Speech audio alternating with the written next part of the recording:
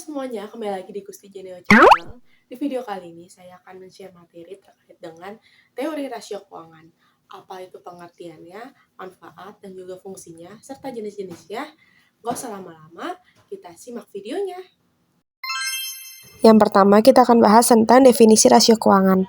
Rasio keuangan adalah alat analisis yang digunakan untuk mengukur dan mengevaluasi kinerja keuangan suatu perusahaan.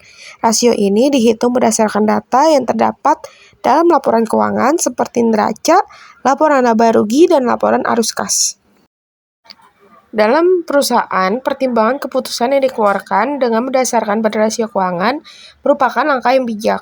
Pasalnya, manajemen bisa memprediksi perkembangan perusahaan di masa yang akan datang. Dengan demikian, lebih tahu langkah apa saja yang harus dilakukan agar perusahaan dapat bertahan di masa depan nanti. Selanjutnya ada fungsi rasio keuangan. Ada 5. Yang pertama, ada mengetahui optimalisasi keuangan. Yang kedua, melihat efektivitas manajemen operasional. Yang ketiga, melihat optimalisasi penggunaan aktiva. Keempat, melihat tingkat kesehatan keuangan dalam perusahaan. Dan yang kelima, sebagai acuan untuk menganalisa kemampuan perusahaan untuk berkembang. Selanjutnya ada jenis-jenis rasio keuangan. Yang pertama ada rasio profitabilitas, rasio likuiditas, rasio solvabilitas, dan rasio aktivitas. Yang pertama ada rasio profitabilitas. Rasio ini mengukur sejauh mana perusahaan mampu menghasilkan laba dari kegiatan operasionalnya.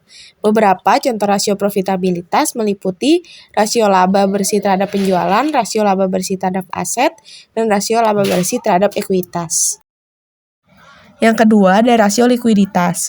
Di sini, teknik perhitungan untuk menganalisa kapasitas perusahaan untuk melunasi hutang jangka pendeknya. Semakin banyak hutang, menunjukkan ciri perusahaan yang tidak sehat. Bahkan, besarnya hutang dapat menimbulkan kebangkrutan. Rasio likuiditas melibatkan perbandingan antara aset lancar dengan kewajiban lancar.